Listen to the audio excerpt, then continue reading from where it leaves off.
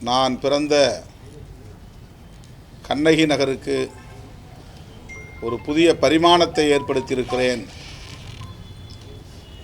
அதிலே எனக்கு பெருமை.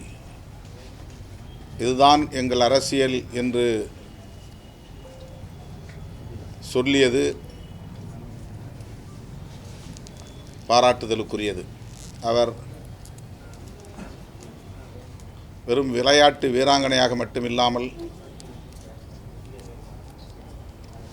ஒரு அரசியல் புரிதல் தெளிவு உள்ளவராகவும் அவருடைய பேட்டியிலிருந்து நம்மால் அறிய முடிந்தது. அந்த வகையிலும் அவரை பாராட்ட வாழ்த்த கடமைப்பட்டிருக்கிறோம்.